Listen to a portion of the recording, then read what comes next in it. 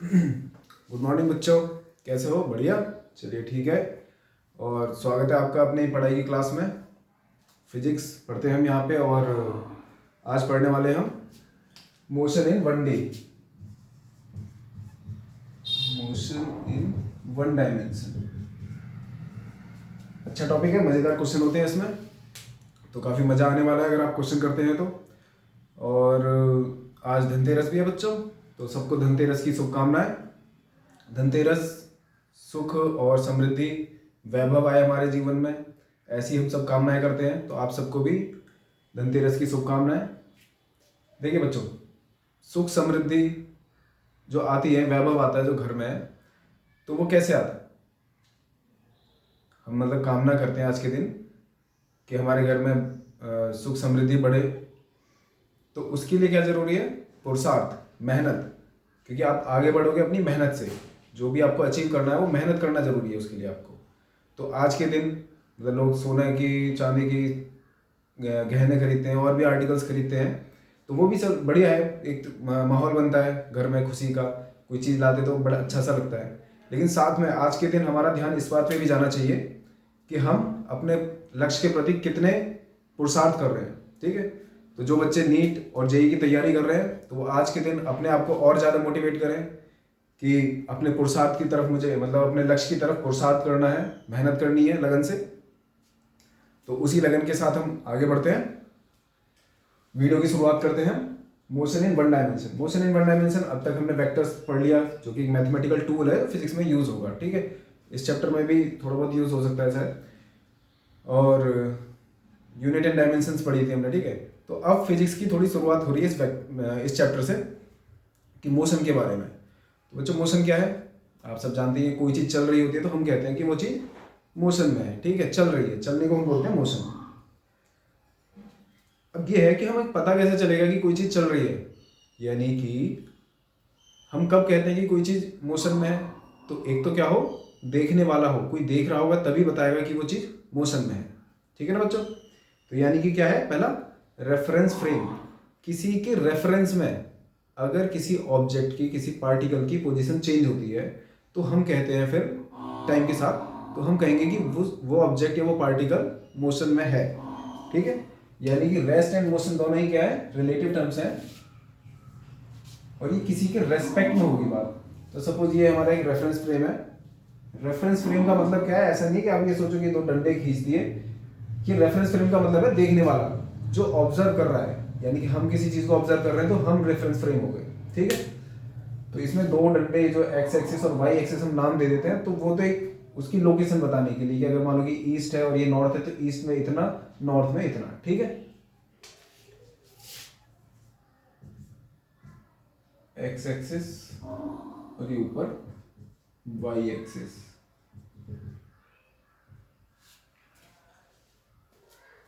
अगर इनिशियली किसी पार्टिकल की पोजीशन हम इस वेक्टर से डिनोट कर रहे हैं, r1। ठीक है, जो वेक्टर हम पढ़ चुके हैं। तो वेक्टर क्या है? यानी कोई चीज जिसके पास मैग्नीट्यूड भी है और डायरेक्शन, उसको हम वेक्टर बोलते हैं। अभी अभी हमने पढ़ा। ठीक है, और जो बच्चे नीट और जेई की तैयारी कर रहे हैं उनको तो ये सब बेसिक्स खैर पता रहता ही है।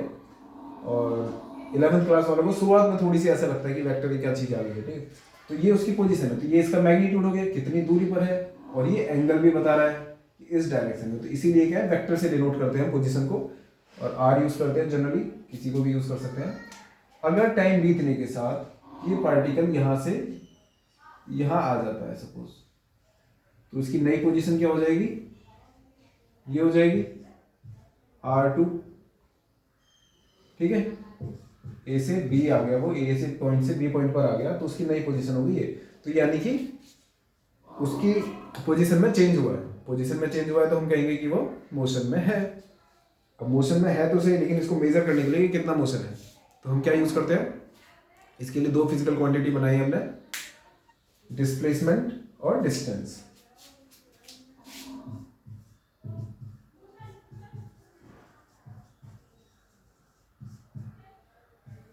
और डिस्टेंस, डिस्प्लेसमेंट क्या है? Change in position. पोजीशन में जो चेंज आता है किसी भी पार्टिकल की, किसी भी ऑब्जेक्ट के टाइम के साथ, उसको हम बोलते हैं डिस्प्लेसमेंट। ठीक है, तो जैसे ये डायग्राम है तो इस केस में ये क्या हो गया, डिस्प्लेसमेंट हो गया। ठीक है, ये भी एक वेक्टर क्वांटिटी है क्योंकि ये सिर्फ पोजीशन पे डिपेंड कर रहा है, यहाँ से यहाँ तक गया। ठीक है, तो उसका एक मैग्नीट्यूड भी है और डायरेक्शन भी है, तो ये एक वेक्टर क्वांटिटी है। एस से डिनोट करते हैं, चाहे डेल्टा एस से डिनोट करते हैं। ठीक है,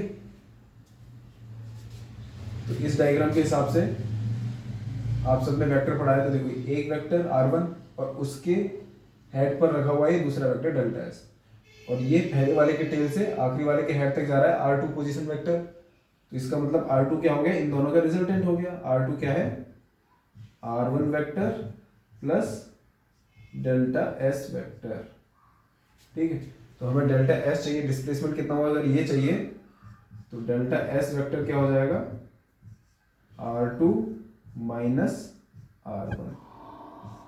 ठीक है, यही है डिस्प्लेसमेंट। डिस्प्लेसमेंट क्या है, change in position. Delta S vector is equal to हो गया डेल्टा आर, यानी कि चेंज इन पोजीशन। ठीक है बच्चों, ये समझ में आ गया कि किसी भी ऑब्जेक्ट की अगर टाइम के साथ पोजीशन चेंज होती है तो उसको हम कहेंगे कि उसमें डिस्प्लेसमेंट हुआ है। डिस्प्लेसमेंट क्या होता है, चेंज इन पोजीशन। हालांकि 9th क्लास में और आप वैसे भी पढ़ते आए हो, वो भी डेफिनेशन सही है बिल्कुल और आसान है समझने के लिए, कि अगर कोई पॉइंट ए से बी जाता है तो स्ट्रेट लाइन जो ज्वाइन कर रही होती है इनिशियल पॉइंट से फाइनल पॉइंट को, जो ज्वाइन करने वाली इनिशियल स्ट्रेट लाइन होती है, वही सबसे शॉर्टेस्ट डिस्टेंस है। तो हम उसको ऐसे भी बोल देते हैं कि straight line joining the initial and final position is known as displacement, या फिर हम इसको ऐसे भी बोल देते हैं कि shortest distance between initial and final position. तो कैसे भी आप बोल सकते हैं, पर हम नोटेशन वाइज इस तरीके से इसको डिनोट करेंगे कि delta S equal to r2 minus r1, final position minus initial position. अच्छा, इसमें ये जो हमने बनाया कि यहाँ पे था इनिशियली और फाइनली वो यहाँ पे पहुंच गया, तो जरूरी नहीं था कि वो स्ट्रेट लाइन में ही आए। ठीक है, हो सकता है कि हमने जब देखा तब वो ऐसे घूम के यहाँ पहुंचा। ठीक है, तो यानी कि डिस्प्लेसमेंट तो यही रहेगा क्योंकि वो तो पोजीशन पे डिपेंड कर रहा है। ठीक है, लेकिन रास्ता जो उसने ट्रेवल किया है वो लंबा हो गया। ठीक है बच्चों, तो वो किससे हम डिनोट करते हैं, डिस्टेंस से। डिस्टेंस क्या है यहाँ पे, डिस्टेंस होता है हमारा length of the path traversed by the object. ठीक है, तो ध्यान देने वाली है, ये लेंथ है पाथ की, इसको हम बोलते हैं डिस्टेंस। ठीक है, दोनों को ही हम ऐसे डिनोट करते हैं। तो वो किस बारे में बात हो रही है कंटेक्स्ट में, उससे हमें पता चल जाएगा डिस्प्लेसमेंट की बात हो रही है, डिस्टेंस की बात हो रही है। जनरली डिस्प्लेसमेंट को डिनोट करेंगे और उसके वेक्टर डायरेक्शन को कंसीडर करेंगे तो हम वेक्टर का साइन बना देंगे। ठीक है, और उसके मैग्नीट्यूड की बात करेंगे तो इस तरीके से लिख देंगे, और खाली डिस्टेंस की बात हो रही है तो ऐसे डिनोट कर देते हैं। पर हम खाली ऐसे वेक्टर डिस्प्लेसमेंट को भी डिनोट कर देते हैं अगर उसके मैग्नीट्यूड को, तो वो कंटेक्स्ट से आपको क्लियर हो जाएगा कि डिस्टेंस की बात चल रही है, डिस्प्लेसमेंट की बात चल रही है। ठीक है, तो ये समझ में आ गया, बहुत ही आसान सा कंसेप्ट है। ऑब्जेक्ट की अगर पोजीशन चेंज हुई है किसी रेफरेंस फ्रेम के हिसाब से टाइम के साथ, तो हम बोलेंगे वो ऑब्जेक्ट मोशन में है। ठीक है, अब उस मोशन को मेजर करने के लिए कितना हुआ, ठीक है, चला तो है पर कितना चला है, तो उसके लिए दो फिजिकल क्वांटिटी का हम यूज करते हैं, डिस्प्लेसमेंट एंड सेकंड है distance. Displacement change in position, distance length of the path ट्रेवर्स। ठीक है इतना क्लियर है, तो आगे हम देखते हैं कुछ इस पे डिस्टेंस और डिस्प्लेसमेंट पे आसान से क्वेश्चन देख लेते हैं।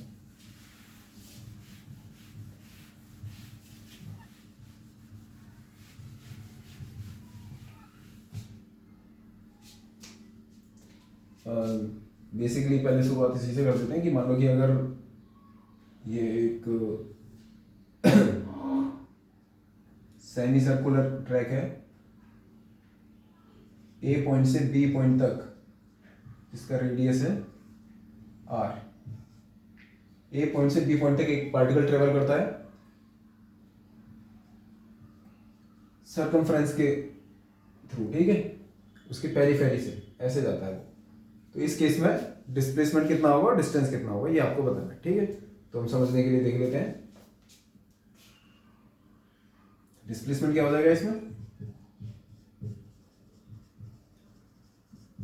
डिस्प्लेसमेंट देखो हमने पढ़ा कि सीधा जो डिस्टेंस है, सीधी स्ट्रेट लाइन जो ज्वाइन कर रही है उसकी लेंथ, तो ए से बी को ज्वाइन करने वाली ये है स्ट्रेट लाइन, ये स्ट्रेट लाइन है, तो ये रेडियस अगर आर दे रखा है तो ये भी आर, तो कितना हो गया 2r। ठीक है, डिस्टेंस डिस्टेंस ट्रेवल्ड हो जाएगा इस केस में जो रास्ते की लंबाई, यानी कि हमें क्या निकालना है, ये आधा जो सर्कमफ्रेंस है इसका ये निकालना है। तो सर्कल का सर्कमफ्रेंस क्या होता है 2πr, तो आधा कितना हो गया πr। ठीक है बच्चों, एक और ऐसे एग्जांपल,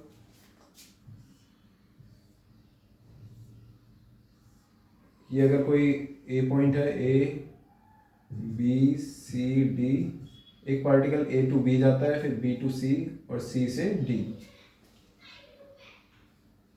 तो इस केस में अगर इसकी साइड ए है स्क्वायर ट्रैक की, तो इसका डिस्टेंस और डिस्प्लेसमेंट क्या होगा।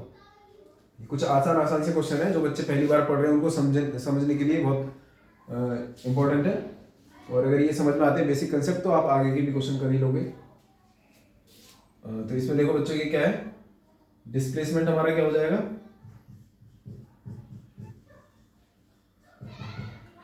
डिस्प्लेसमेंट हो जाएगा ए फाइनल इनिशियल पोजीशन से फाइनल पोजीशन को ज्वाइन करने वाली स्ट्रेट लाइन ये, यानी कि ए, और डिस्टेंस ट्रेवल्ड क्या हो जाएगा,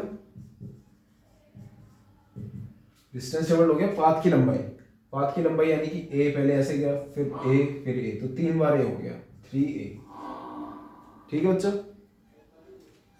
चलिए ये समझ में आ गया, सी बात है।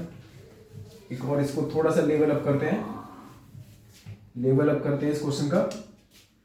लेवल अप ये है कि अगर मान लीजिए ये क्यूबॉइड रूम है, क्यूबिकल रूम है,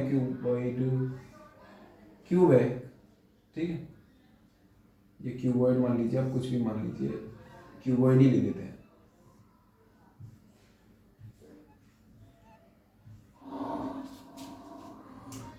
तो इधर देखिए ये जो पॉइंट है इसके अपोजिट वाला ये डायगोनल है ये, ठीक है, जैसे रूम का रहता है, एक रूम का ये कोना इधर और इसके ठीक अपोजिट ऊपर की तरफ वाला कोना, तो इस तरीके से इसमें हम डायमेंशन मान लीजिए L है, ये B और ये H। तो यहाँ से लेके अगर यहाँ पर एक पार्टिकल पहुँचता है ऐसे ऐसे और फिर ये, तो उसका डिस्प्लेसमेंट क्या होगा और डिस्टेंस क्या होगा। ठीक है, तो इस केस को हम देखते हैं। तो डिस्प्लेसमेंट निकालने के लिए हमें क्या करना पड़ता है, इनिशियल और फाइनल पॉइंट को ज्वाइन करने वाली स्ट्रेट लाइन, तो ये हो जाएगा। ठीक है, और क्यूबॉइड का डायगोनल क्या होता है,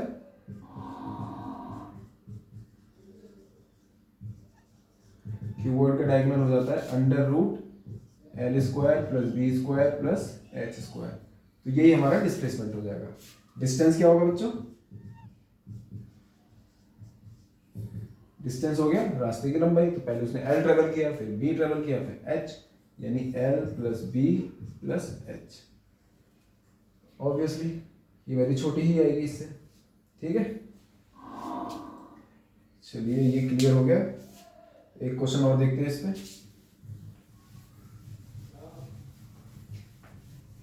जो भी बच्चे प्रिपरेशन करते हैं, यानी कि नीट और जेईई की प्रिपरेशन करते हैं, कोचिंग इंस्टीट्यूट्स में एडमिशन ले लेते हैं, ठीक है, तो शुरुआत में कितना जोश होता है कि अरे मतलब हम पढ़ेंगे और करके निकाल के दिखाएंगे। ठीक है, कुछ बच्चे आते हैं जो माँ बाप की वजह से आ जाते हैं, लेकिन ज़्यादातर बच्चों से आते हैं तो उसमें काफ़ी जोश होता है कि यार हम कर लेंगे और मतलब तैयारी करेंगे। ठीक है, लेकिन जैसे ही 1 महीना 2 महीना बीतते हैं तो उसमें तो बहुत सारे बच्चे क्या होता है, थोड़े से ठंडे पड़ जाते हैं।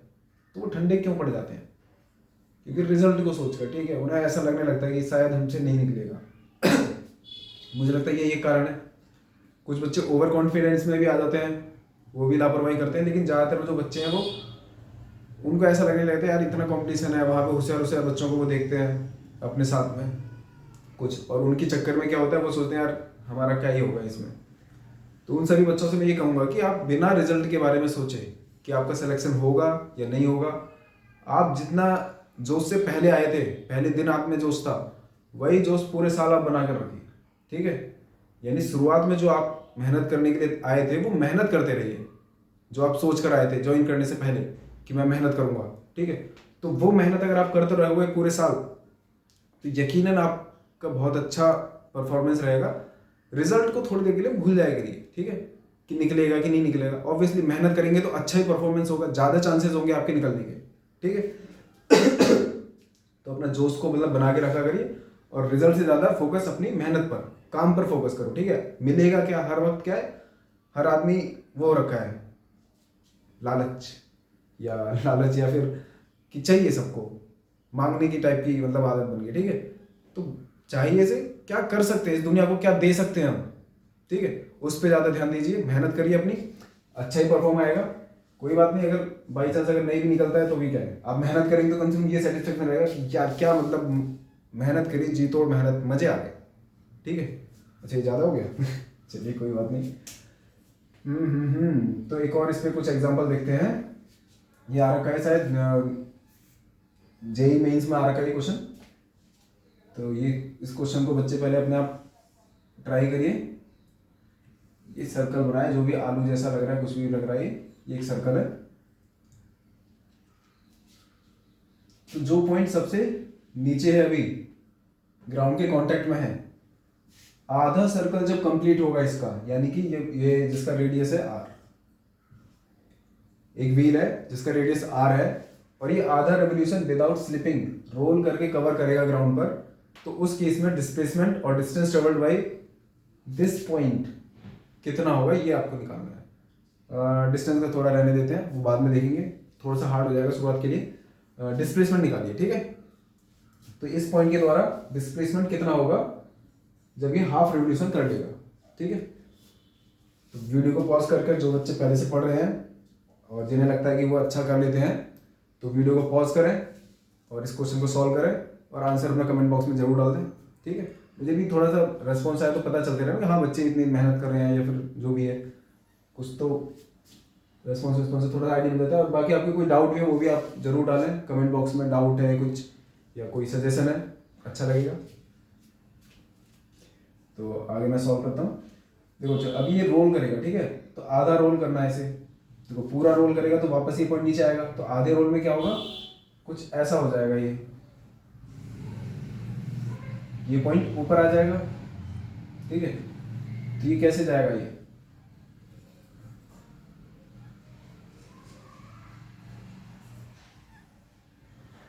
ऐसे कुछ जाएगा, ठीक है। इस तरीके से इसका रास्ता होगा। तो हमें खैर अभी इस वाले प्रॉब्लम में हमें क्या डिस्टेंस नहीं निकालना है, डिस्प्लेसमेंट निकालना है। तो डिस्प्लेसमेंट क्या है, ये स्ट्रेट लाइन जो इसको ज्वाइन कर रही है, ठीक है।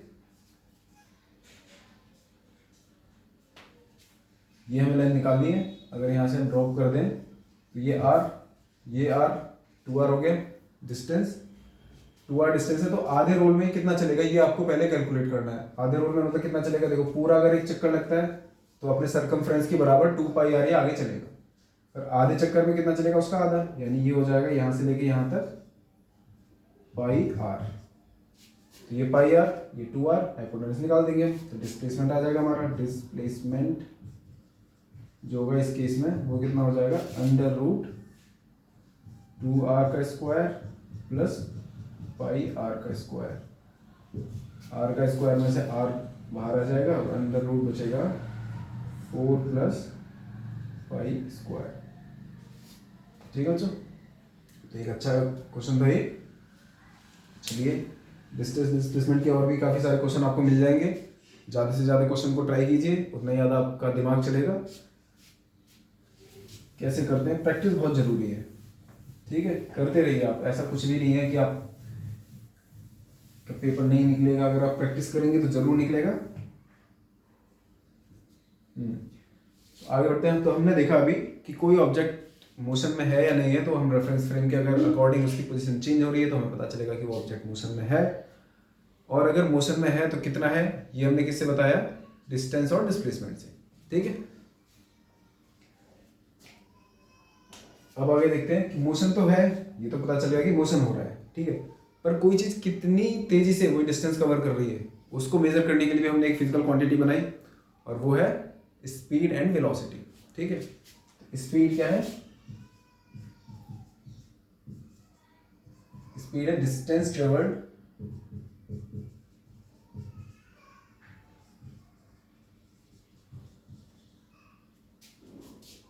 Per unit time. ठीक है, ये स्पीड होगी पर यूनिट टाइम में कितना डिस्टेंस ट्रेवल कर रहा है वो। ठीक है, तो यहाँ पे क्या है, distance v is equal to delta S by delta T.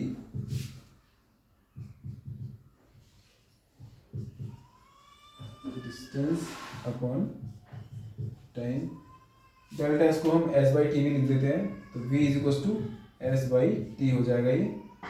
तो यहाँ से आप देख सकते हैं कि अगर कोई ऑब्जेक्ट कांस्टेंट वेलोसिटी से मूव कर रहा है, तो ये इक्वेशन आप पहले भी यूज करते आए 9th क्लास में।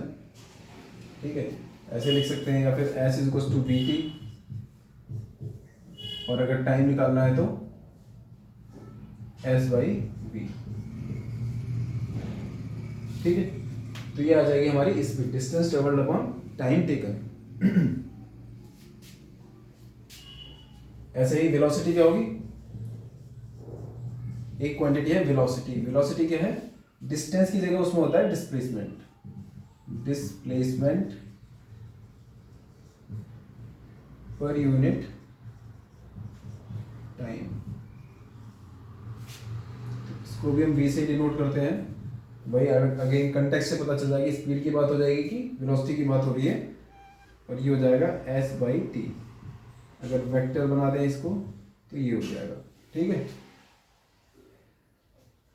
पर ये जो दोनों ही डेफिनेशन है स्पीड और वेलोसिटी की, एक केस में डिस्टेंस है, दूसरे केस में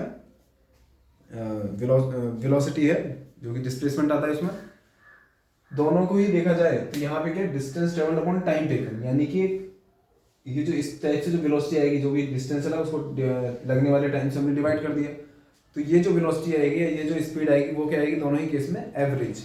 ठीक है, तो ये एवरेज वेलोसिटी होगी, इसको एवरेज वेलोसिटी या एवरेज स्पीड को हम ऐसे भी लिख सकते हैं, we A we total distance upon total time taken.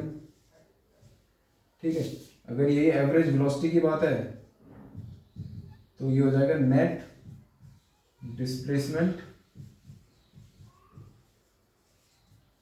Upon total time. ठीक है, तो ये एवरेज वेलोसिटी और ये एवरेज स्पीड का केस हो गया। इस पे भी कुछ देख लेते हैं न्यूमेरिकल प्रॉब्लम हम एवरेज वाले केस पर।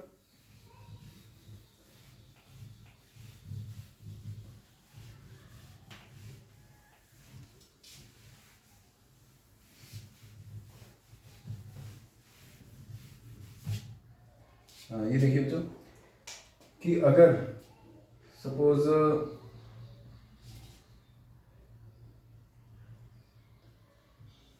या घर से स्कूल जाता है एक बच्चा जो कि 2.5 किलोमीटर अवे है,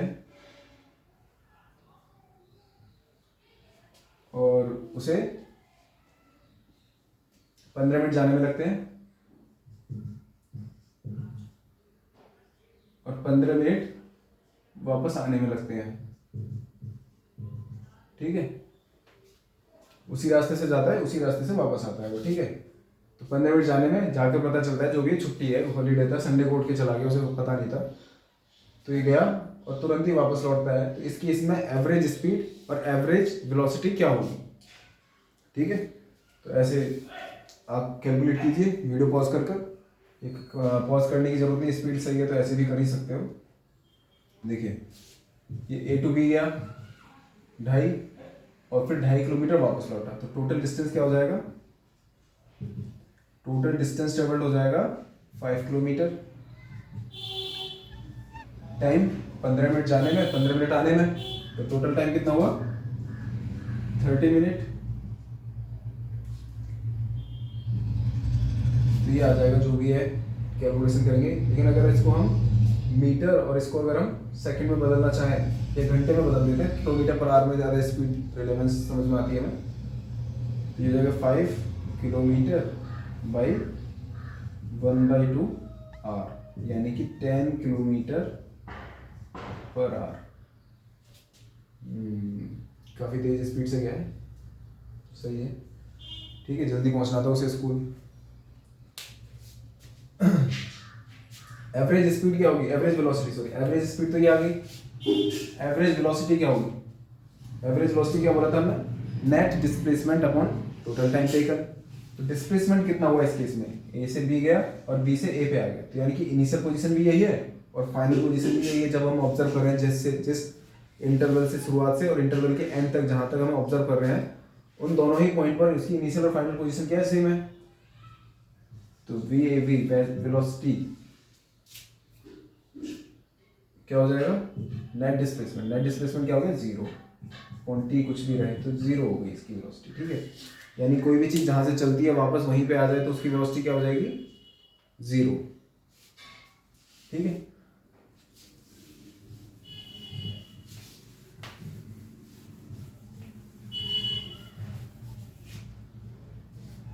इस पे एक तरीके से और भी क्वेश्चन आते हैं, कई सारे क्वेश्चन आ जाते हैं एवरेज वेलोसिटी के ऊपर, 4-5 तरीके की, मतलब काफी पॉपुलर है और हर एग्जाम में आते ही हैं वो, नीट में तो खासकर आ ही जाता है कि अगर ये दो इक्वल डिस्टेंसेस है s और ये s, ये v1 वेलोसिटी से चलता है और ये v2 से, तो a से b तक,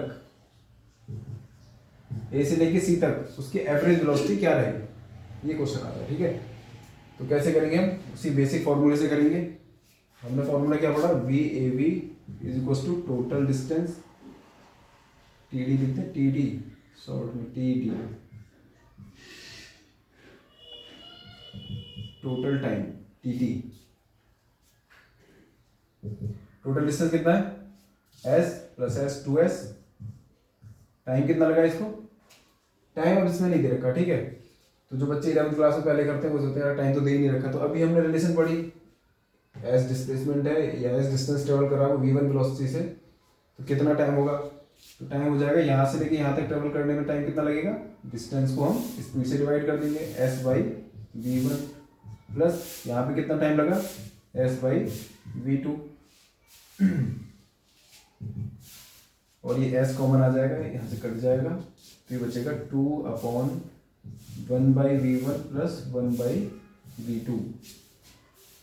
तो अगर इस 2 को हम इसके नीचे भेज दें, v एवरेज के नीचे, तो ये हो जाएगा V A V by 2 is equal to 1/1/v1 plus 1/v2, और दोनों तरफ अब क्या ले लें, रेसिप्रोकेट, इसको रेसिप्रोकेट कर दें दोनों तरफ, 2/वी A V is equal to 1/v1 plus 1/v2। तो ये एक फॉर्मूला आ गया हमारा, लेकिन इस फॉर्मूले को यूज करते हुए हमेशा ध्यान में ये रखना है कि ये किस केस के लिए आया है, ठीक है। जनरली बच्चे शॉर्ट ट्रिक या फॉर्मूले याद रख लेते हैं और फिर वो कंफ्यूज होते रहते हैं कि अरे इसमें ये यूज नहीं करना था कि इसमें ये करना था, ठीक है। तो बेसिक कंसेप्ट जो है ये हमारा है, ठीक है, total distance upon total time, तो इसके हिसाब से करेंगे हम, ठीक है। लेकिन अगर जल्दी है और बिल्कुल कोई कंफ्यूजन नहीं है तो शॉर्ट ट्रिक से हम कर सकते हैं। तो जब भी ये फॉर्मूला लगाए तो ये हमेशा ध्यान में रखना कि ये किस केस के लिए ड्राइव हुआ था, ठीक है। तो किस केस के लिए, जब इक्वल डिस्टेंस से वो ट्रेवल करता है, ठीक है, एक वेलोसिटी से एस डिस्टेंस v1 से और अगला एस भी v2 से करा है, तो उस केस में ये आएगा, ठीक है। ऐसे लिख सकते हैं या फिर इधर क्रॉस मल्टीप्लाई करके दोबारा से उल्टा करते हैं, तो ये हो जाएगा V A V is equal to 2v1v2 upon v1 plus v2, ठीक है बच्चे।